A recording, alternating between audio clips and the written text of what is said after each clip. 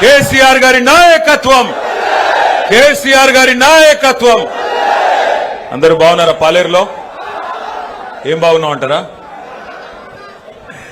పెద్దలు, గౌరవనీయులు, మీ అందరి అభిమాన నాయకుడు, మాజీ శాసనసభ్యుడు, తప్పకుండా మళ్ళీ మీ ఆశీస్సులతో తిరిగి కాబోయే శాసనసభ్యుడు పెద్దలు మా అంకుల్.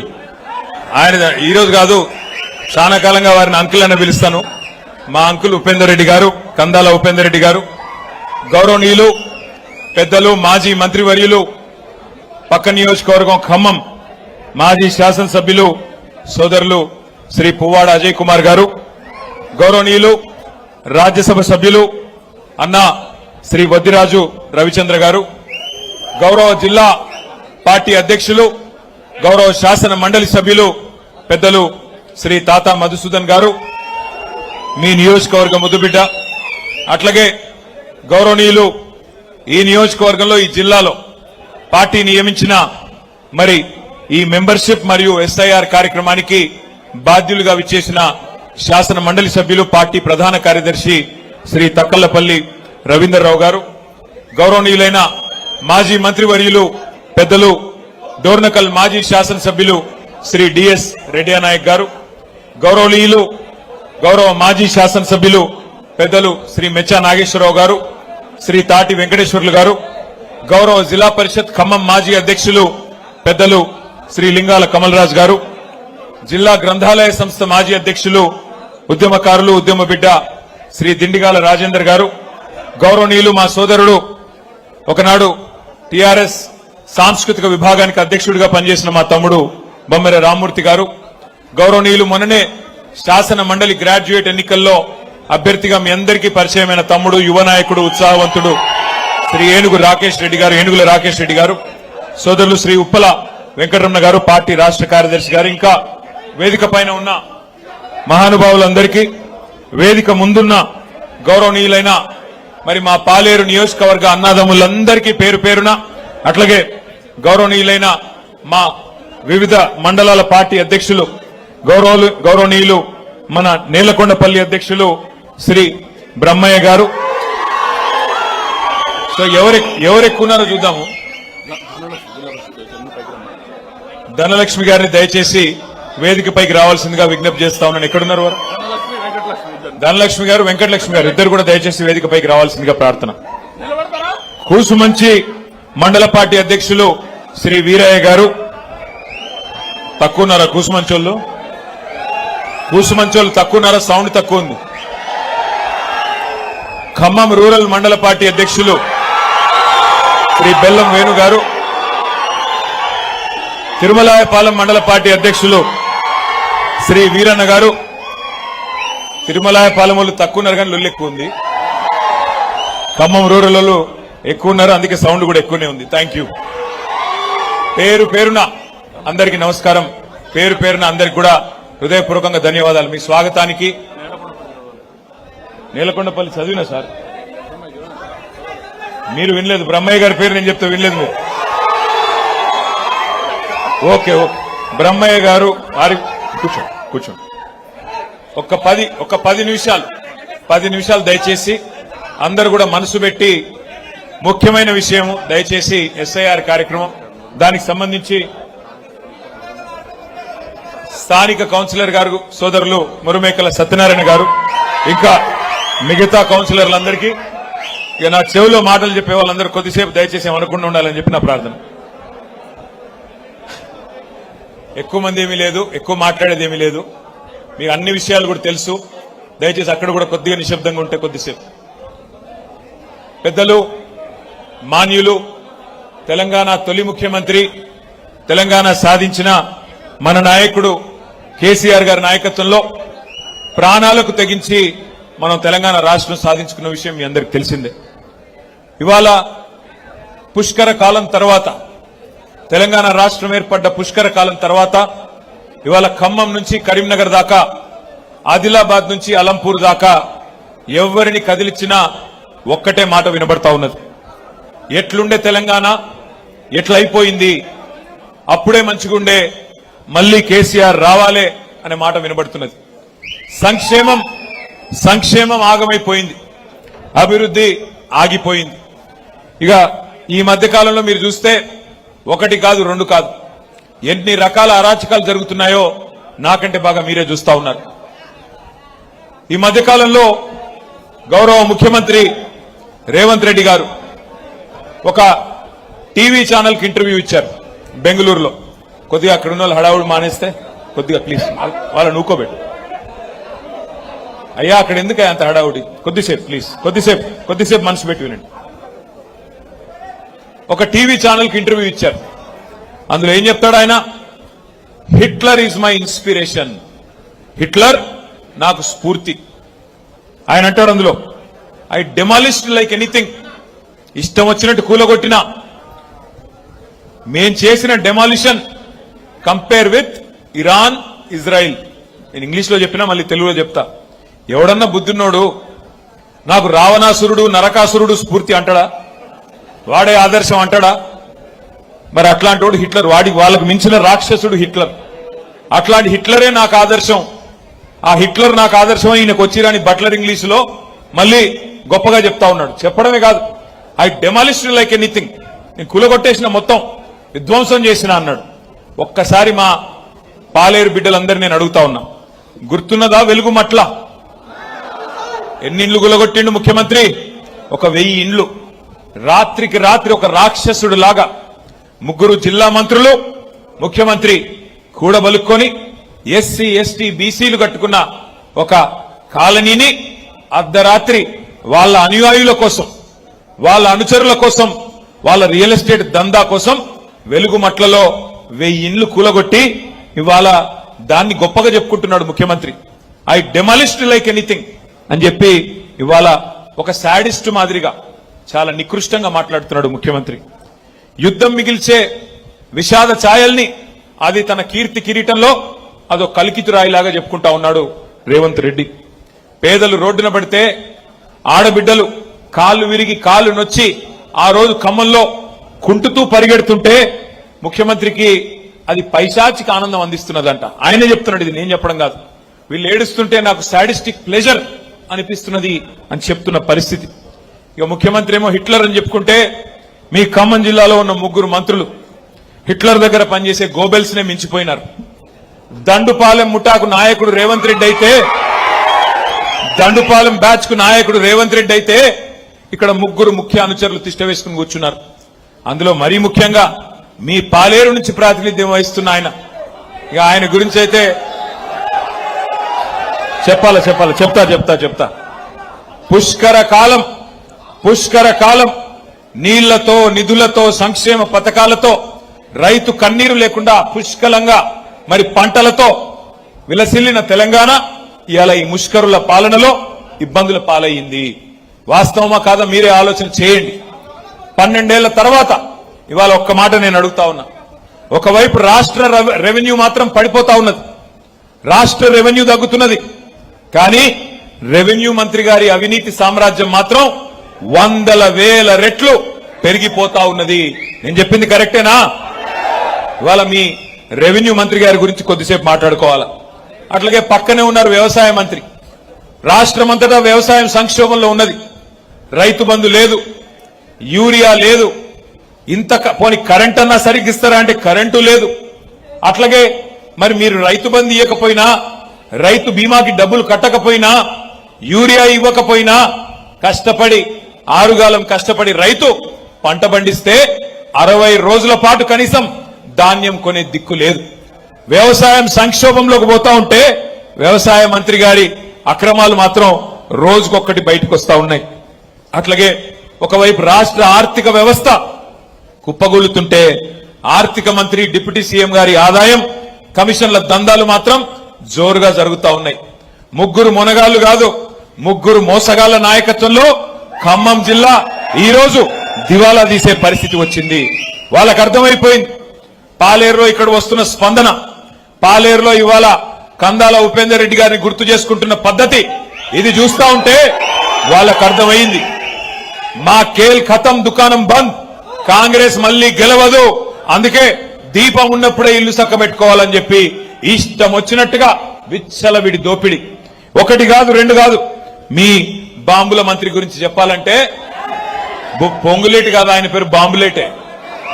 ఆయన గురించి చెప్పాలంటే ఎంత సంపాదించాడంటే ఆ నోట్లు లెక్కబెట్టే మెషిన్లు ఉంటాయి చూడు, నోట్లు లెక్కబెట్టే మెషిన్లు కూడా అలసిపోయేంత అక్రమ సంపాదన మీ మంత్రి గారు. ఒకటి కాదు, రెండు కాదు, తెగించినాడు. నేనేదో ఊరికే చెప్పడం లేదు. ఇప్పుడే ఒక చిన్న వీడియో కూడా మీకోసం తెచ్చినా, ఆ వీడియో కూడా మీకు చూపెడతా. పొంగులేటి గారి అవినీతికి సంబంధించిన వీడియో వేయాలమ్మా.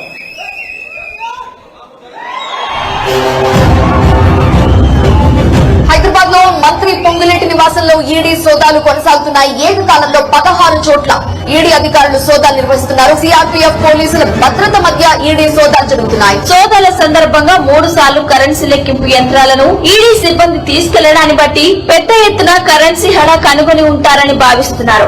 పొంగులేటి కుటుంబ సభ్యుల ఇళ్లలో కూడా సోదాలు నిర్వహిస్తున్నారు అధికారులు. పొంగులేటి సోదరుడు, ఆయన కుమారుడు, ఆయన కూతురు ఇళ్లలో కూడా సోదాలు చేస్తున్నారు ఈడీ అధికారులు. రాయదుర్గం రాఘవ కన్స్ట్రక్షన్స్ కార్యాలయంలో తనిఖీలు చేపట్టారు. హిమాయత్ సాగర్ లోని కూడా ఈడీ అధికారులు తనిఖీలు చేస్తున్నారు. పొంగులేటి ఫామ్ హౌస్ లో సోదాలు నిర్వహిస్తున్నారు అధికారులు. కోత్వాల్ గూడ సరిహద్దులో మంత్రి పొంగులేటికి చెందిన రాఘవ కన్స్ట్రక్షన్స్ కంపెనీ అక్రమ కృషులను యథేచ్ఛగా నిర్వహిస్తోంది.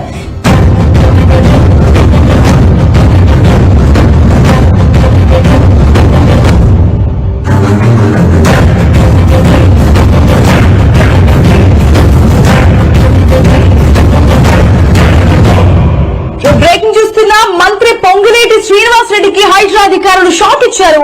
కొత్వాల్లోని రాఘవ స్టోన్ క్రషర్స్ ను హైడ్రా అధికారులు కూల్చివేశారు. అనుమతులు లేకుండా కొంతకాలంగా దీన్ని నడుపుతున్నట్లుగా అధికారులు గుర్తించారు. రాఘవ కన్స్ట్రక్షన్ కు చెందిన స్టోన్ క్రషర్స్ ను హైడ్రా నేలమట్టం చేసింది. మైనింగ్ పొల్యూషన్ అధికారుల ఫిర్యాదుతో అధికారులు చర్యలు తీసుకున్నారు.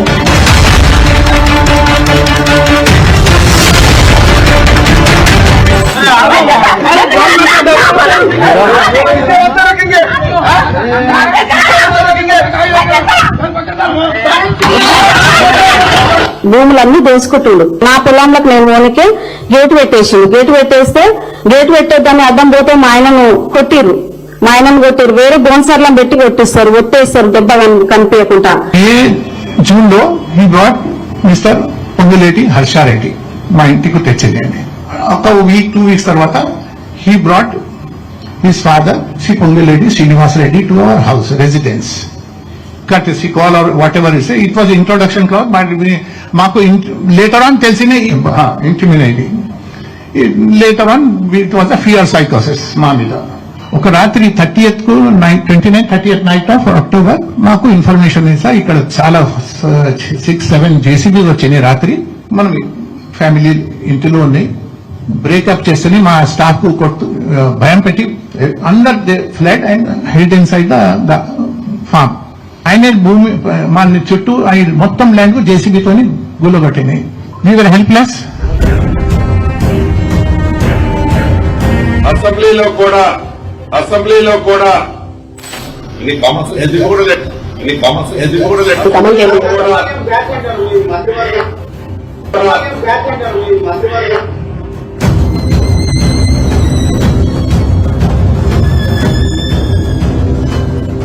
నేను మా అన్నదమ్ములను కోరేది, ఈ వీడియో పాలేరులో ప్రతి బిడ్డకి, ప్రతి అన్నకి, ప్రతి తమ్ముడికి, ప్రతి చెల్లికి, ప్రతి అక్కకి ఇంటింటికి చేర్చాల్సిన బాధ్యత మీది.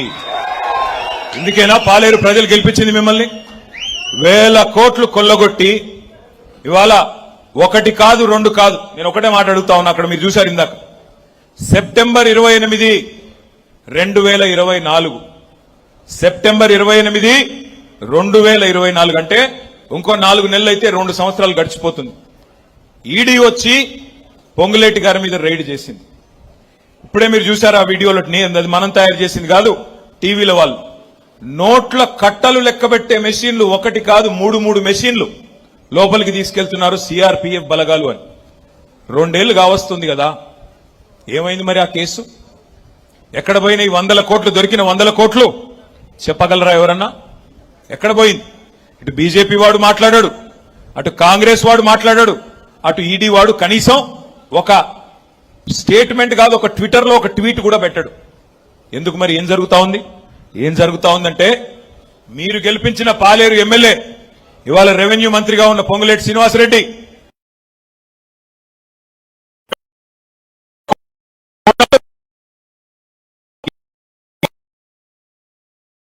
నేనేదో నిరాధారంగా ఆరోపణ చేయట్లేదు.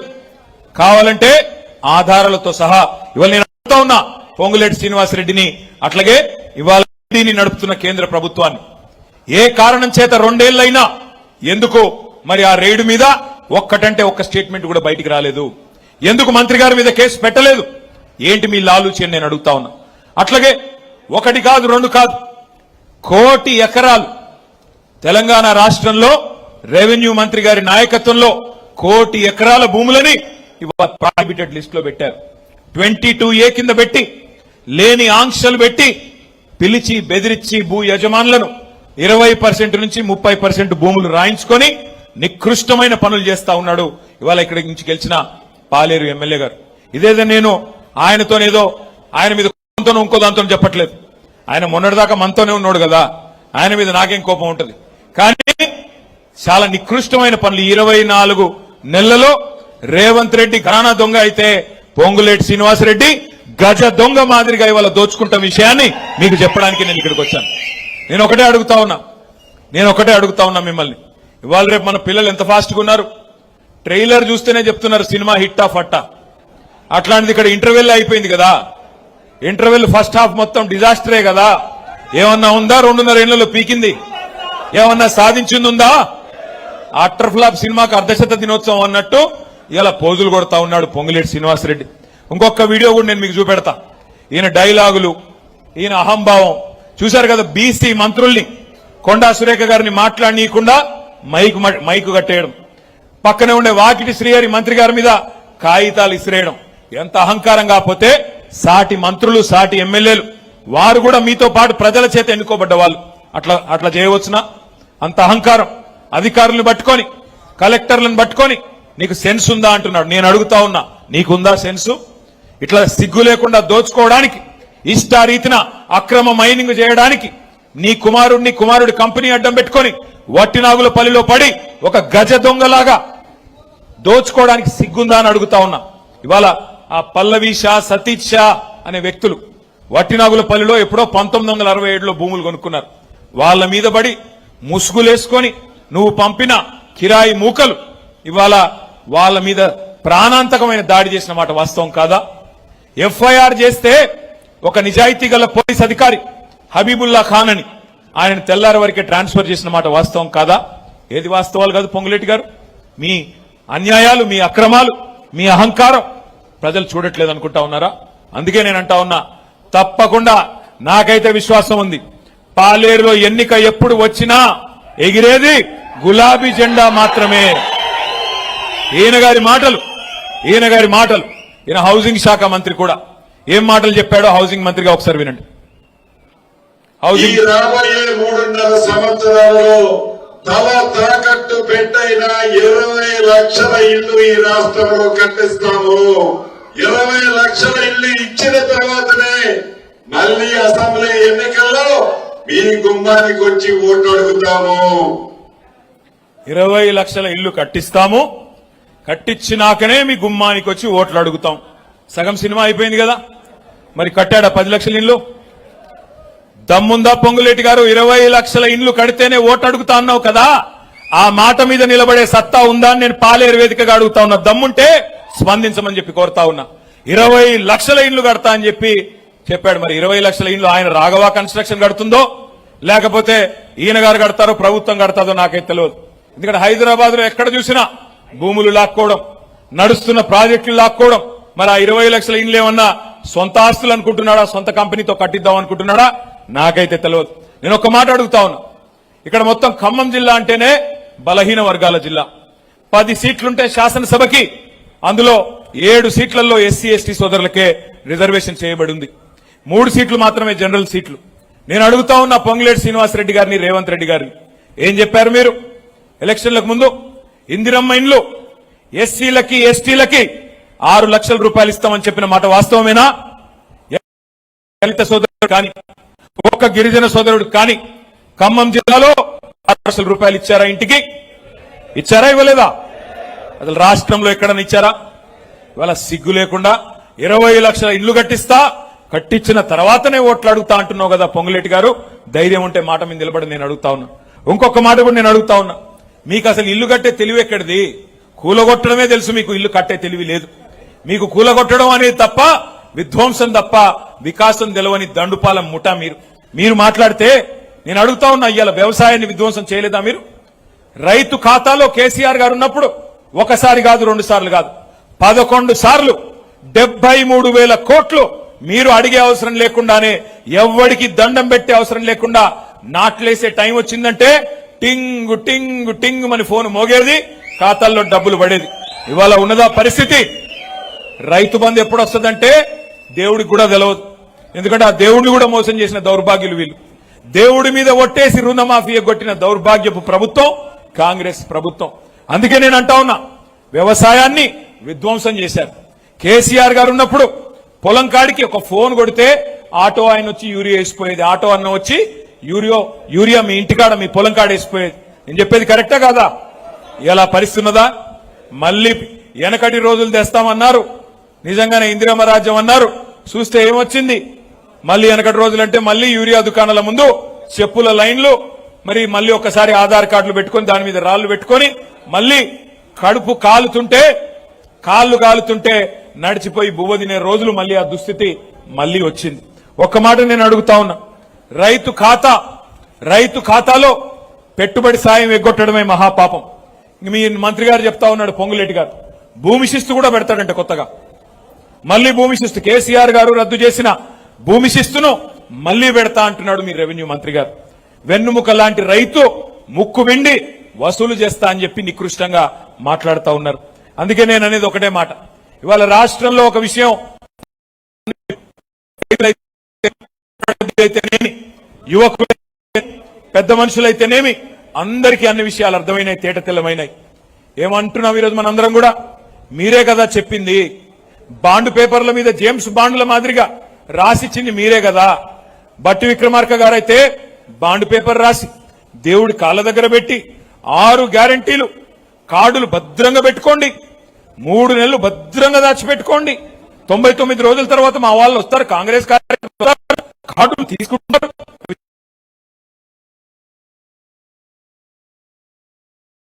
మంత్రి గారు మీ గ్యారంటీ కార్డులు చెప్పమని అడుగుతా ఉన్నా నేను. భద్రంగా పెట్టుకోమంటివి కదా, ఏడబెట్టాల?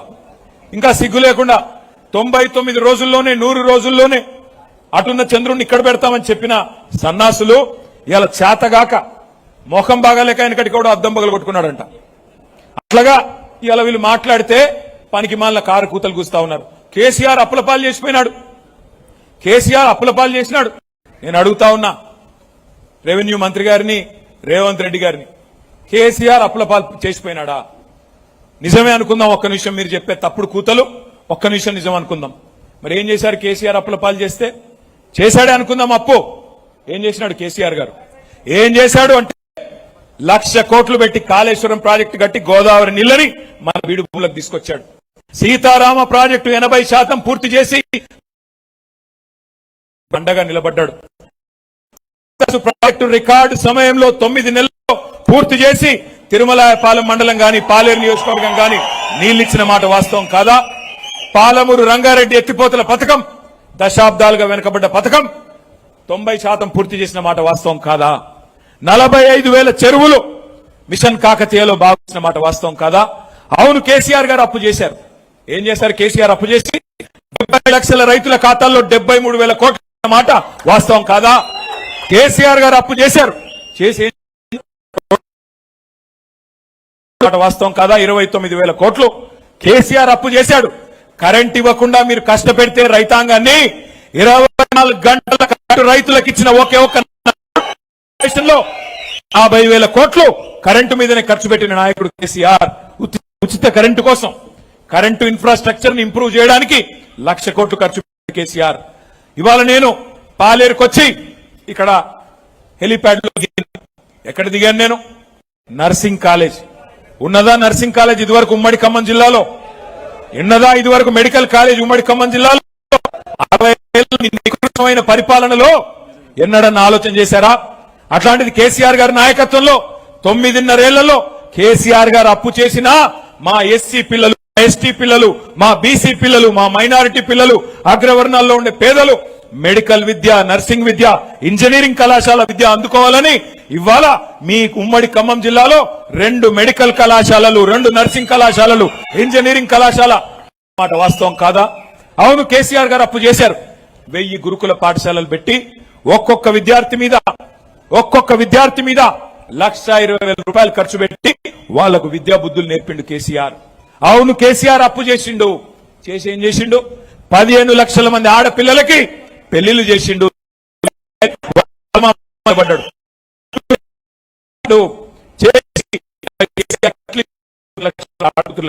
ఆడపిల్లలు ఇచ్చిన మహానుభావుడు ఎవరైనా ఉన్నారా?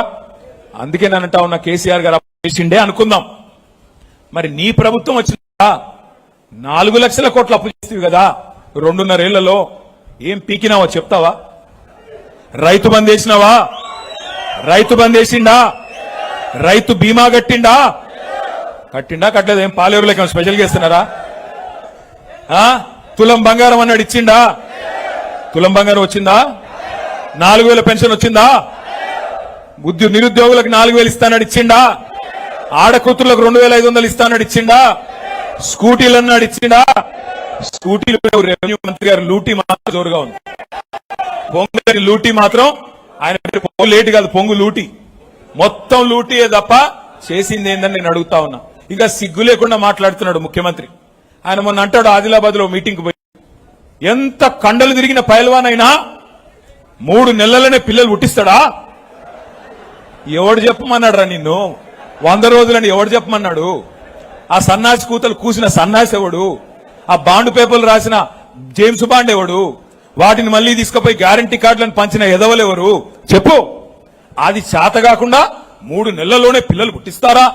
సరే, ఓకే రేవంత్ రెడ్డి, 3 నెలల్లో పిల్లలు పుట్టరు నాకు తెలుసు, నీకు తెలుసు. మరి 30 నెలల్లో పుట్టపోతే ఏమనాలరా? నాకు తెలవక అడుగుతా. 30 నెలలు అయిపోయిందిగా, మరి ఇప్పుడు ఏమనాలి నిన్ను? ఏమని చెప్పాలా? నిన్నేమని పిలవాలా? నేనైతే అనలేదు భయ్యో, నేను అనేది ఒకటే. వీళ్ళు కూడా మనకు చెప్పేటోళ్ళు అయిపోయినారు. ఇవాళ అప్పుడప్పుడు కాలం బాగాలేకపోతే వానపాములు కూడా 3 ఫీట్లు ఉన్నోడు కూడా 30 ఫీట్ల పోదులు కొడుతున్నాడు. వానపాములు కూడా నాగుపాములే పోదులు కొడుతున్నాయి. నేను మిమ్మల్ని అందరినీ కోరేది ఒకటే. నాకు తెలుసు, మీకు తెలుసు, రేవంత్ రెడ్డికి తెలుసు, శ్రీనివాస్ రెడ్డికి కూడా తెలుసు, మళ్ళా గెలిచేది ఖచ్చితంగా కేసీఆరే, మళ్ళీ ముఖ్యమంత్రి అయ్యేది కేసీఆరే, అందరికీ తెలుసు.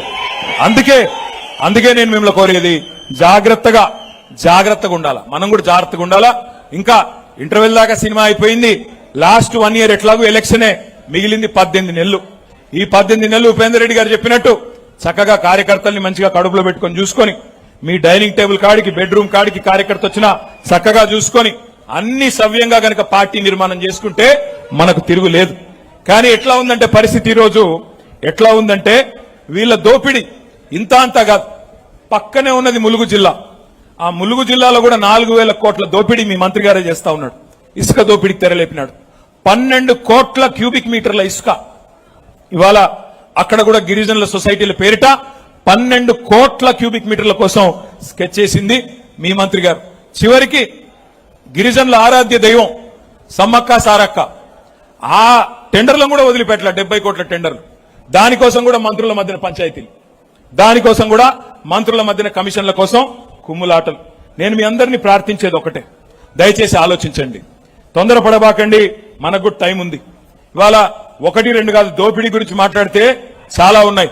కానీ నేను మిమ్మల్ని కోరేది ఒకటే. మీరు చాలా మంది ఏమనుకుంటున్నారు, గాలి బాగా ఉంది, కాంగ్రెస్ వాళ్ళ మీద కోపం వస్తుంది ప్రజలకి, కాబట్టి ఆటోమేటిక్ గా మనమే వస్తాం. అట్లా రాము. మనం తప్పకుండా 2 పనులు చేయాల్సి ఉంటుంది. జాగ్రత్తగా చేస్తేనే మళ్ళీ తిరిగి బలంగా వస్తాం. ఒకటి, మీ ఉపేందర్ రెడ్డి గారి నాయకత్వంలో తొందరలోనే పాలేరు నియోజకవర్గంలో సభ్యత్వ నమోదు కార్యక్రమం ప్రారంభం కాబోతా ఉన్నది. దానిలో తప్పకుండా మీరందరూ కూడా బూత్ల వారీగా బలమైన క్యాడర్ నిర్మాణం జరగాల, బలమైన కమిటీల నిర్మాణం జరగాల. వాళ్ళందరికీ శిక్షణ కార్యక్రమాలు కూడా సంపూర్ణంగా డీటెయిల్డ్ గా నిర్వహించాలా. ఇది నంబర్ 1. నంబర్ 2, ఈ ఎస్ఐఆర్ అనే కార్యక్రమం జరగబోతా ఉంది. దాని గురించి కూడా కాసేపు నేను మీకు చెప్పాలా. ఒకసారి అది పెట్టమ్మా.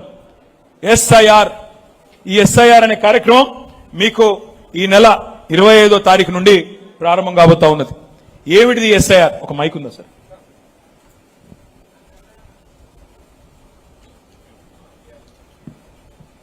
అసలు ఏంది ఎస్ఐఆర్? ఎస్ఐఆర్ అంటే special intensive revision. Special intensive revision. ఇప్పుడు మీ అందరికి తెలుసు, భారతదేశానికి స్వాతంత్రం వచ్చింది 1947 15 ఆగస్టు. కానీ తెలంగాణకి ఒక సంవత్సరం తర్వాత వచ్చింది, మీకు తెలుసు, 17 సెప్టెంబరు 1948. స్వాతంత్రం వచ్చిన తర్వాత మొదటి ఎన్నిక జరిగింది భారతదేశంలో 1952లో.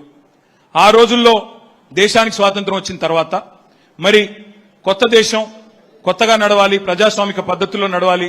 అప్పటిదాకా ఉన్న రాజులు నవాబులు అందరూ పోయారు, ప్రజలే నవాబులు ప్రజలే రాజులు. కాబట్టి ప్రజాస్వామ్యంలో ఎట్లా ముందుకు పోవాలని చెప్పి అప్పుడున్న పెద్దలు నెహ్రూ గారు, గాంధీ గారు అందరూ కూర్చుని ఆలోచించుకొని ఒక నిర్ణయం తీసుకున్నారు. డాక్టర్ బాబాసాహెబ్ అంబేద్కర్ గారు మహామేధావి. ఆయన లాంటి నాయకుడి చేతుల్లో మన రాజ్యాంగ నిర్మాణం కనుక పెట్టినట్టయితే బాగుంటుంది, ఆయన మంచిగా దిశానిర్దేశం చేయగలుగుతాడు. అప్పటికే కొలంబియా యూనివర్సిటీలో, లండన్ లో చాలా చోట్ల చదువుకున్న చాలా తెలివైన వాడని చెప్పి ఆయనకు బాధ్యత పెట్టారు. ఆయనకు బాధ్యత పెడితే బాబాసాహెబ్ గారు అద్భుతమైన రాజ్యాంగం, ప్రపంచంలో ఎక్కడా లేని గొప్ప రాజ్యాంగాన్ని మనకు అందించారు. ఇక్కడ మా తమ్ముళ్ళు మా చెల్లెలు జాగ్రత్తగా ఒక మాట వినాలి. ఈరోజు అమెరికా లాంటి దేశాల్లో, ఇంగ్లాండ్ లాంటి దేశాల్లో కూడా మొట్టమొదటి ఎన్నికల్లో అక్కడ మహిళలకు ఓటు హక్కు ఇవ్వలేదు. పోరాటాలు చేస్తే, యుద్ధాలు చేస్తే దశాబ్దాల తర్వాత, శతాబ్దాల తర్వాతనే మహిళల్ని కూడా సమానంగా గుర్తించారు. కానీ పెద్దలు భారతరత్న దార్శనికుడు మహానుభావుడు డాక్టర్ బాబాసాహెబ్ దయ వల్ల మన దేశంలో మాత్రం మొట్టమొదటి ఎన్నికల్లోనే మహిళలకు ఓటు హక్కు కూడా కల్పించిన గొప్పవాడు డాక్టర్ బాబాసాహెబ్ అంబేద్కర్. అట్లాగే డాక్టర్ బాబాసాహెబ్ అంబేద్కర్ గారు ఇంకొక నిర్ణయం కూడా తీసుకున్నారు. ఏమని? ఈ దేశంలో ధనికుడైనా లేదా ధనం లేనివాడైనా పేదవాడైనా, అంబానీ అయినా అదానీ అయినా లేదా పాలేరులో ఉండే సామాన్యుడైనా ఒక రైతైనా, ఒక మనిషికి ఒకటే ఓటు ఉండాలి, ఆ ఓటుకి ఒకటే విలువ ఉండాలి అని ఆలోచన చేసి అందరికీ ఒకటే ఓటు పెట్టారు. ఈ ఎస్ఐఆర్ అంటే ఏంటంటే ఆ ఓటర్ లిస్ట్ ని జల్లడి పట్టే కార్యక్రమం, వడపోత కార్యక్రమం. ఓటర్ లిస్ట్ లో ఏమైనా తప్పులు ఉన్నాయా, ఏమైనా చేరికలు గాని తీసివేతలు గాని ఉన్నాయా, అది చూసుకునే కార్యక్రమమే ఎస్ఐఆర్. ఎస్ఐఆర్ అనేది ఇప్పటికి చాలా సార్లు జరిగింది భారతదేశంలో, 13 సార్లు జరిగింది. ఈసారి జరగబోయేది 14వ. Next slide. ఏంటి ఎస్ఐఆర్ అంటే ఏంటి? దయచేసి కొద్దిగా ఇక్కడ బూత్ లెవెల్ ఏజెంట్లు అందరూ ఉన్నారా? ఒకసారి ఉంటే చేయలా పట్టండి. ఆ పుస్తకాలు ఇచ్చారా మీ అందరికీ? ఆ పుస్తకాలు చూపెట్టండి ఒక్కసారి. ఓ పని చేయండి, ఇంటికి తీసుకెళ్లి అల్మారాలో భద్రంగా పెట్టండి, పొరపాటును కూడా తీసి చదవకండి, అంతే కదా? మళ్ళీ ఇంటికి తీసుకుపోయి ఉపేంద్ర రెడ్డి అంకులు కూడా చదివి ఉండండి, నాకు తెలిసి. అయితే చదివినా అంటుండే సారు మరి, కానీ నాకు డౌటే. అయితే ఎందుకు చెప్తానా అంటే మీకు ఎస్ఐఆర్ అనేది చాలా ఇంపార్టెంట్ ప్రక్రియ. ఈసారి కనుక మనం పట్టించుకోకపోతే నష్టపోయేది మనమే. మన పశ్చిమ బెంగాల్లో ఎలక్షన్ జరిగింది. ఎలక్షన్ కి ముందు 95 లక్షల ఓట్లు అక్కడ ఎస్ఐఆర్ ద్వారా తీసివేయడం జరిగింది. అక్కడ ఉన్న పార్టీ, అధికారంలో ఉన్న పార్టీ మమతా బెనర్జీ పార్టీ. వాళ్ళు ఓడిపోయారు, కేవలం 42 లక్షల తేడాతో ఓడిపోయారు. తర్వాత అంతకంటే ముందు బీహార్లో ఎస్ఐఆర్ జరిగింది. బీహార్లో లాలూ ప్రసాద్ యాదవ్ గారి పార్టీ అధికారంలోకి వస్తుంది తీశారని చెప్పి చాలా మంది అనుకున్నారు. అక్కడ కూడా 65 లక్షల ఓట్లు తీశారు. చూస్తే మళ్ళీ అక్కడ కూడా లాలూ ప్రసాద్ గారి పార్టీ ఓడిపోయింది. నేను అనేది ఏమంటే, మనం అప్రమత్తంగా లేకపోతే ఇవాళ రకరకాల వ్యవహారాలు జరుగుతున్నాయని చెప్పి వార్తలు వస్తున్నాయి, వదంతులు ఉన్నాయి. కాబట్టి ఎంత అప్రమత్తంగా ఉండి ఎంత జాగ్రత్తగా ఉంటే అంత మంచిది అనేది నా ప్రార్థన.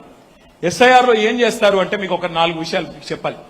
నంబర్ 1, చివరిసారి ఎప్పుడు జరిగింది ఎస్ఐఆర్ అంటే 2002వ సంవత్సరంలో. 2002వ సంవత్సరంలో ఆ రోజు తెలంగాణ లేదు.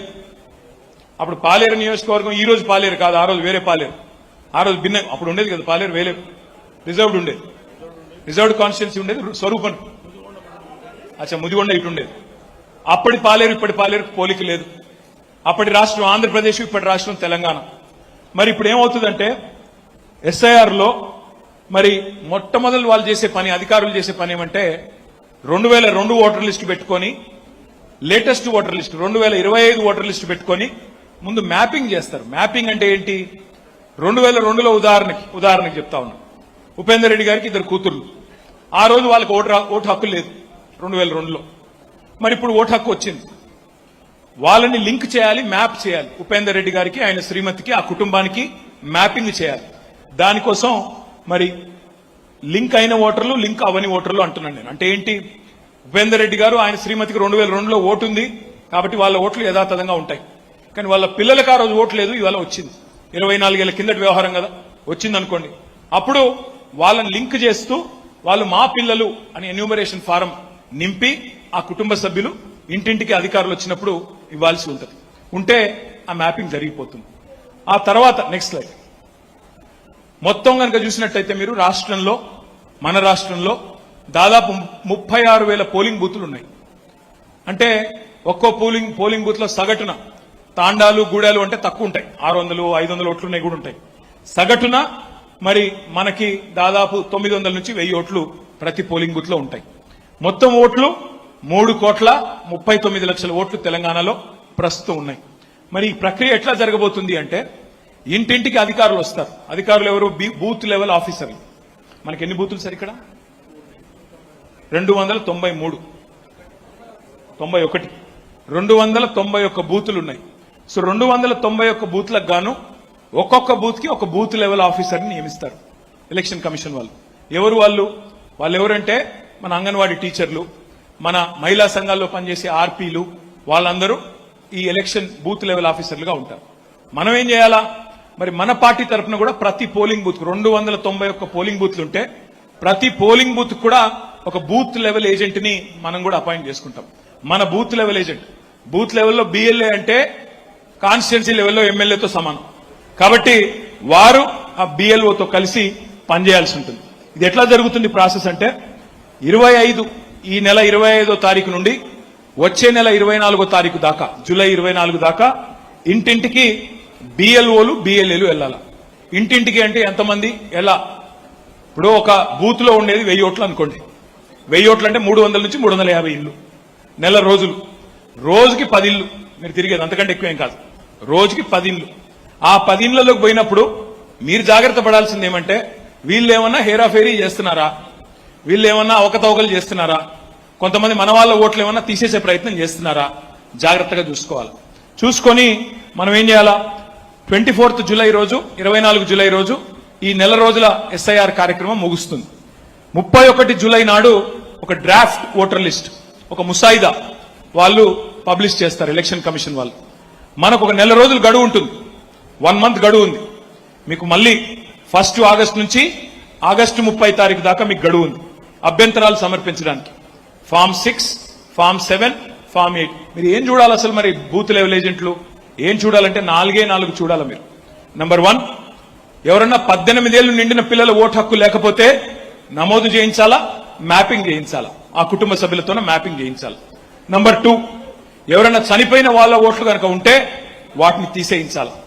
నంబర్ 3, మన దగ్గర మీకు తెలుసు, నాకు తెలుసు, ఓట్లు ఒక మనిషికి 2, 3, 4 ఉన్నాయి కూడా ఉన్నాయి.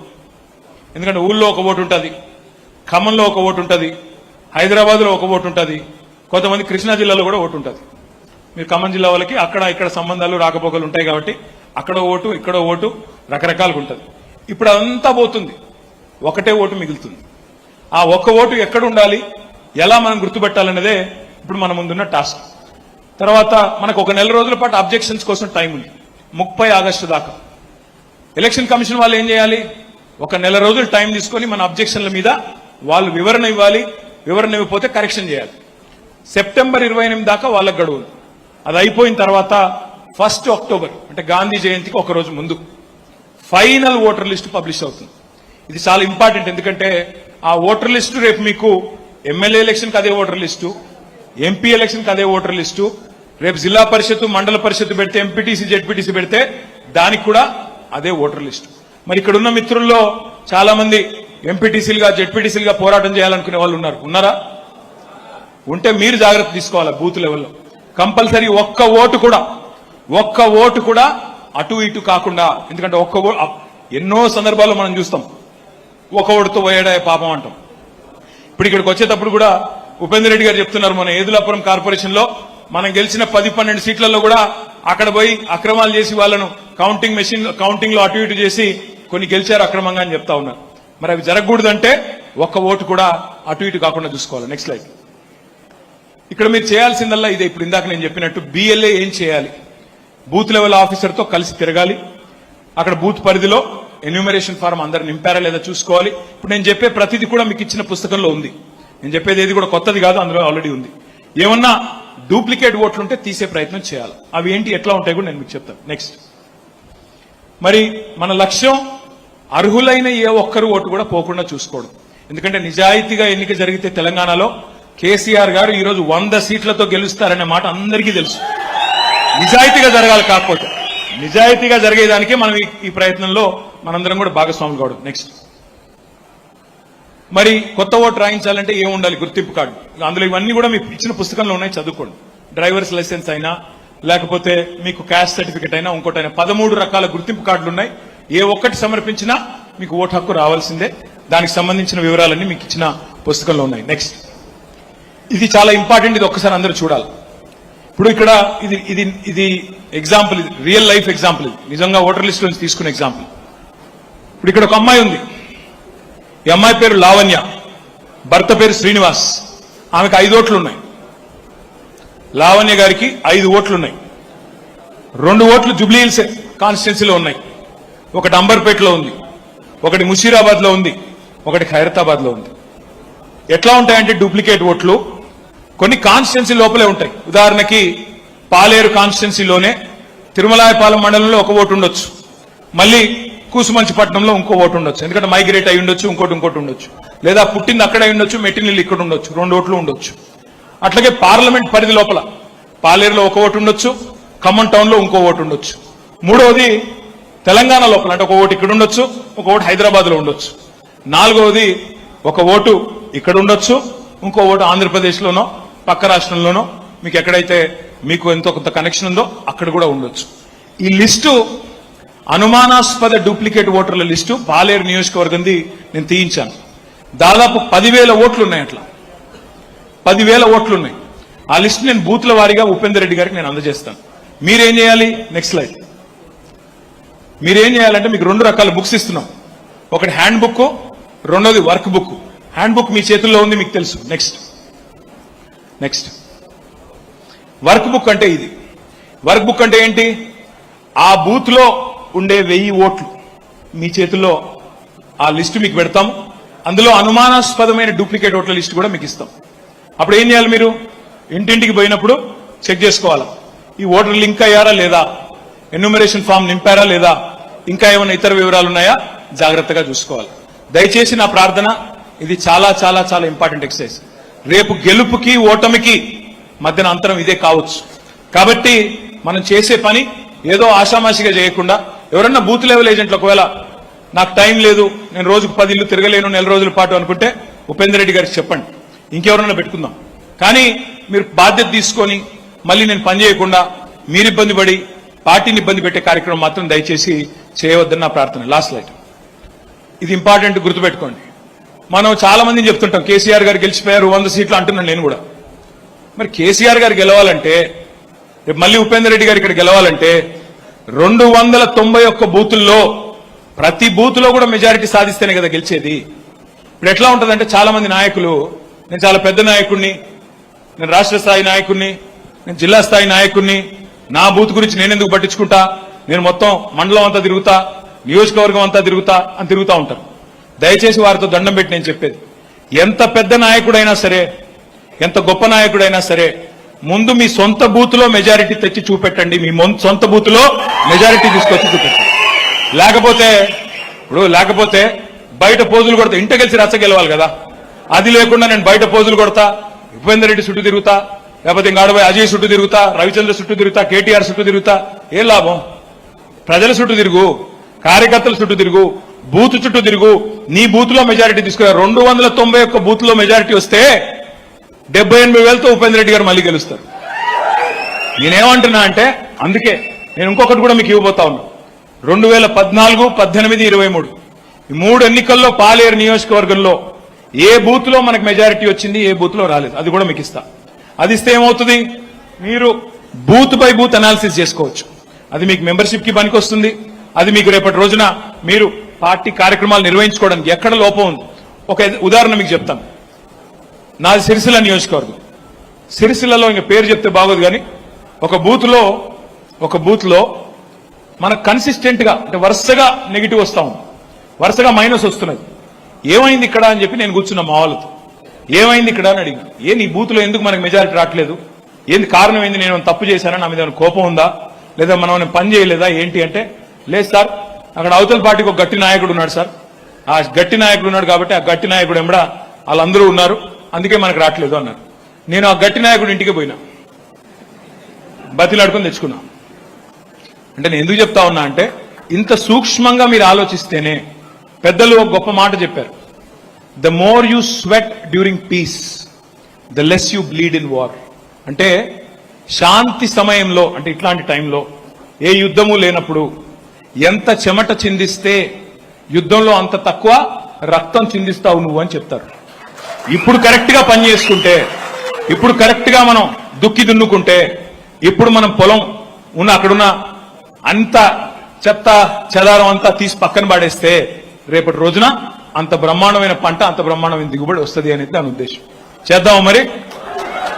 జూన్ 25 నుంచి ఎస్ఐఆర్ ప్రారంభం అవుతుంది. బహుశా జూలై మాసంలో మనకు మెంబర్షిప్ కార్యక్రమం కూడా ప్రారంభం అవుతుంది. ఈసారి మెంబర్షిప్ కూడా ఏం చేయబోతున్నాం అంటే, మీరు గతంలో ఏం చేసేది, పుస్తకాలు వచ్చేది, ఆ పుస్తకాలు ఏం చేసేది ఉపేందర్ రెడ్డి గారు తెచ్చేది. తెచ్చి ఉపేందర్ రెడ్డి గారు ఏం చేస్తారు, ఒక మండలానికి 4 నాయకులను పిలిచి వాళ్ళకి ఇస్తారు, నింపుకుని రాకుండా అంటారు. మీరేం చేస్తారు, పోతారు మండలంలో ఒక ఆఫీసులో కూర్చుంటారు, మళ్ళీ 10 మందిని పిలుస్తారు. వాళ్ళు ఏం చేస్తారు, ఊరికి పోయి మళ్ళా 2-3 కూర్చుంటారు. వాళ్ళ ఇళ్లలో కూర్చొని రాసేసి, అరే ఫలానా సుబ్బారావు మనోడే రాసేయి, ఫలానా వెంకటేశ్వర్లు మనోడే రాసేయి, ఫలానా వెంకటలక్ష్మి రాసేయి. అసలు మెంబర్ అయిన విషయం వాళ్ళకు తెలియదు, ఉన్న విషయం వీళ్ళకు తెలియదు. మొత్తానికి రాసి నా మొహాన్ని కొట్టి మళ్ళీ ఉపేందర్ రెడ్డి అంకుల్ ఏమంటాడు, అంకుల్ మా దగ్గర 50,000 అయిపోయింది అని అంకుల్ అంటాడు. అంటే నేనంట బాగా చేశారు అంకుల్ అని నేనంట. కానీ ఒకరినొకరు మోసం చేసుకోవడం తప్ప అక్కడ వాస్తవం లేదు క్షేత్రస్థాయిలో. అందుకే ఈసారి ఏం డిసైడ్ చేశామంటే, ఈ పుస్తకాలు వద్దు ఏమొద్దు, ఇదంతా ఆధునిక యుగం, డిజిటల్ యుగం కాబట్టి అంతా ఇప్పుడు పిల్లలు ఇవాళ రేపు అందరూ ఫోన్లు సోషల్ మీడియా తప్ప వేరే చూడట్లా. ఎవడు టీవీ వార్తలు చూడట్లేదు, ఎవడు పేపర్ అయితే చదవట్లేదు. అందరూ ఇట్లా ఫోన్ పట్టుకుని ఇట్లా ఇట్లా ఇట్లా ఇట్లా అంతేనా, అదే పనిలో ఉన్నారు. అందుకే మనం కూడా ఇట్లా ఇట్లా పట్టించుకోకపోతే మనం కూడా ఇట్లా ఇట్లా అనేస్తారు. అందుకే మనం కూడా సోషల్ మీడియాలో ఉండాలి. మా అంకుల్ అయితే సోషల్ మీడియాలో లేరు, మీరు లేరు నాకు తెలుసు. నేను అందరినీ చూస్తా ఉంటా. ఉపేందర్ రెడ్డి గారికి కూడా పరీక్ష, మరి మీకు ఆదర్శంగా ఆయన నిలబడాలా. ముందు ఉపేందర్ రెడ్డి గారు సోషల్ మీడియాలో ఒక టీం పెట్టుకోవాలా, పెట్టుకొని టీంలు ఉన్నారు కానీ మరి వాళ్ళు పని చేయట్లేదే. లేదు ఊరికే బాబు, నేను ఊరికే అంటున్నా, మళ్ళీ వీళ్ళేం ట్రోలింగ్ చేస్తారో నాకు వీళ్ళతో పెద్ద భయం. నేను ఆయన ఏం అనలేదురా నాయన, ఉపేందర్ రెడ్డి చాలా మంచోడని చెప్తున్నా, వీళ్ళు ఏం చేస్తారని. అయితే మళ్ళీ ఇదో బాధ వీళ్ళతోనా, మళ్ళీ సోషల్ మీడియా ఆడికే కట్ చేసి అది పెట్టేసి ఉపేందర్ రెడ్డి గారిని అవమానించాడు, అహంకారంగా అడిగిగుడ్డ నన్ను చంపుతారు. మళ్ళీ నేను అనేది ఏమంటే, మీ అందరితో నా ప్రార్థన, ఎట్లా తయారు చేసే మా యాప్ అంటే మీకు ఒక్క నిమిషంలో చెప్తాం. మీకు ఉక్కబోస్తుంది, నాకు కూడా ఉక్కబోస్తుంది. ఒకటే నిమిషంలో చెప్పి ముగిస్తాం. ఏం చేశామంటే, ఒక మంచి డిజిటల్ యాప్. ఎట్లా అయితే మీరు ఇప్పుడు ఇవాళ రేపు మీరు సినిమా టికెట్లు ఆర్డర్ చేసినా మీరు ఆ యాప్లోనే కొడుతున్నారు. తర్వాత మీరు ఆఖరి కూరగాయలు ఆర్డర్ చేసినా అందులోనే వస్తున్నాయి. మీరు అమెజాన్ లో కొడితే ఆఖరికి చీరలు, బ్యాంగిల్స్ కూడా వస్తున్నాయి. కాబట్టి ఎట్లాంటి యాప్ తయారు చేశామంటే, మీరు ఏం చేయాల్సిన పనులు, ఇప్పుడు తిరుమలాయపాలెం మండలం ఉంది ఫర్ ఎగ్జాంపుల్, మన పిండిపోలు కదా, మధువల్లూరు పేరేంటి, పిండిపోలు, మధువల్లూరు పిండిపోలు ఉంది. ఆ పిండిపోల్లో ఉన్న మన కార్యకర్తలు ఎవరైతే ఉన్నారో ఇద్దరికి ట్రైనింగ్ ఇస్తాం, బూత్ కి 2 చొప్పున ట్రైనింగ్ ఇస్తాం, యాప్ ఎలా వాడాలి అని. ట్రైనింగ్ ఇచ్చిన తర్వాత వాళ్ళు ఏం లేదు చేయాల్సింది, ఆ పిండిపోలకు సంబంధించిన మొత్తం డేటా అందులో ఉంటుంది యాప్ లో. ఆ పిండిపోల్లో 1000 ఓట్లు ఉన్నాయనుకోండి, 1000 ఓట్ల లిస్ట్ ఉంటుంది ఆ బూత్ పరిధిలో. మీరేం చేయాలా, ఆడ పోయిన తర్వాత తాత మధుసూదన్ అని కొడితే చాలు, ఆయన పేరు వస్తుంది. ఆయన కాబట్టి ఇంకో మధు 4 ఉంటే 4 పేరు వస్తుంది. అందులో ఏ మధు నువ్వు క్లిక్ చేయాలి. క్లిక్ చేస్తే వెంటనే ఆయన ఇన్ఫర్మేషన్ మొత్తం వచ్చేస్తుంది. ఆయన తండ్రి పేరు ఏంటి, ఆయన ఇంటి పేరు ఏంటి, ఇంటి అడ్రస్ ఏంటి, ఇవన్నీ వస్తాయి. మీరు నింపాల్సిన పనిలే. తర్వాత మీరు నింపాల్సింది ఒకటే ఒకటి, ఆయన ఫోన్ నంబర్, కాదంటే ఆయన ఎడ్యుకేషనల్ క్వాలిఫికేషన్, ఆయన ఏం చదువుకున్నాడు, ఇంకేమైనా ఉంటే ఆయన కులం ఏంటి, ఇవన్నీ కొన్ని నింపాల్సి ఉంటుంది. ఈ 2-3 నింపిన తర్వాత ఫోన్ నెంబర్ ఎంటర్ చేస్తే ఓటీపీ పంపిస్తారు. ఎందుకంటే ఫోన్ నెంబర్ కరెక్ట్గా ఉందా లేదా చూసుకోవడానికి. ఓటీపీ రాగానే ఆ ఓటీపీ ఎంటర్ చేస్తే మెంబర్షిప్ అయిపోతుంది. ఫోటో కూడా తీసుకుంటున్నాం. ఫోటో వెంటనే అదే యాప్ లో తీసుకోవాలి. తీసుకుంటే ఏమవుతుంది, రేపు గుర్తింపు కార్డులు మీ అందరికీ ఒక్కొక్కరికి గుర్తింపు కార్డులు మంచి బ్రహ్మాండమైన గుర్తింపు కార్డు మీ జేబులో పెట్టుకునేటట్టు 2 ఏళ్ల తర్వాత అధికారంలోకి వచ్చిన తర్వాత మీరు ఏ ఆఫీస్కి వెళ్ళినా గుర్తింపు కార్డు చూపెడితే వెంటనే బ్రహ్మాండంగా అధికారులు గౌరవం ఇచ్చే విధంగా గుర్తింపు కార్డులు కూడా మీ ఉపేందర్ రెడ్డి గారి చేతుల మీదుగా నేనే వచ్చి అందజేస్తా. అందజేసిన తర్వాత లాస్ట్ ఒక బటన్ కూడా పెట్టాం. అందులో మీరు ఇల్లు తిరిగారా లేకపోతే ఒక చోట కూర్చొని చేస్తున్నారా అని తెలుసుకోవడానికి లాస్ట్ ఒక బటన్ పెట్టాం. ఆ బటన్ ఏంటి? అది నొక్కితే లొకేషన్ తెలిసిపోతుంది. అంటే పాలేరులో చేయకుండా హైదరాబాద్ లో కూర్చుని పోజులు కొడుతున్నాడా లేకపోతే నిజంగా ఖమ్మంలో ఉన్నాడా లేదంటే ఊళ్ళో ఉన్నాడా, ఊళ్ళో కూడా ఎక్కడున్నాడు కనిపెట్టడానికి లాటిట్యూడ్ లాంగిట్యూడ్ తో సహా పెట్టాం. సో దాంతో ఇంకెవ్వరు ఎక్కడా పోయేది లేదు, దొరికిపోతారు. కాబట్టి నేను మళ్ళా విజ్ఞప్తి చేస్తున్నా, ఓపికన్న వాళ్ళు బుద్ధిమంతులు, అది కూడా చెప్తాను, బుద్ధిమంతులు అందులో అది కూడా ఉంది, మర్చిపోయాను. 10 రూపాయలు జనరల్ మెంబర్షిప్, 50 రూపాయలు మరి క్రియాశీల మెంబర్షిప్ అందులోనే కట్టొచ్చు. పేటీఎం ఉంది, గూగుల్ పే ఉంది, తర్వాత కనబడట్లేదు, అది ఒక్క నిమిషం పైనే ఉన్నా కదరా, కనబడిపోవడానికి ఉంది. అయితే 10 రూపాయలు 50 రూపాయలు మీరు అందులోనే కట్టొచ్చు.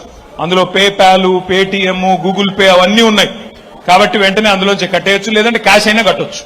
కాబట్టి ఏ ఇబ్బంది లేకుండా ఈ కార్యక్రమం కూడా జూలై మాసంతో స్టార్ట్ అవుతుంది. ఆ మెంబర్షిప్ కార్యక్రమం కూడా దిగ్విజయంగా పాలేరులో చేయాలి. మళ్ళీ చెప్తా ఉన్నా, 291 బూత్లలో ఏ బూత్ కా బూత్ లో మీరు నాయకులు కార్యకర్తలు మీరు కథానాయకులు అయితేనే మనం గెలిచేది. లేకపోతే మళ్ళీ ఎక్కడ కూర్చున్నా అక్కడే కూర్చుని తువ్వాలు వేసుకుని అంతా బానే ఉంది, అంతా బానే జరుగుతుందిలే, ఏం కాదులే, ప్రజలు కోపంగా ఉన్నారు కాంగ్రెస్ మీద, మనకే ఓటేస్తారులే, అట్లా కాదు. పటిష్టమైన కమిటీల నిర్మాణం, ఆ తర్వాత సంస్థాగత శిక్షణ కార్యక్రమాలు ఖమ్మం జిల్లా పార్టీ ఆఫీసులో మనం చేసుకున్నట్టయితే అందరికీ అన్ని విషయాల్లో అవగాహన వస్తే అప్పుడే మనం కరెక్ట్ గా ప్రజల దగ్గరికి సమాచారం తీసుకెళ్లేదానికి అవకాశం ఉంటుంది. అందుకే ఎస్ఐఆర్ కార్యక్రమాన్ని దయచేసి సీరియస్ గా తీసుకోండి. మరి ఈ దండుపాలెం బ్యాచ్ ను తరమాలి అంటే, ఈ దుర్మార్గుల నుంచి తెలంగాణను విముక్తం చేయాలి అంటే మీరే కథానాయకులు కావాలి, మీరే విరుచుకొని పడాలి, మీరే రేపటి రోజున గులాబీ జెండా ఎగిరేయాలని చెప్పి మనస్ఫూర్తిగా కోరుతూ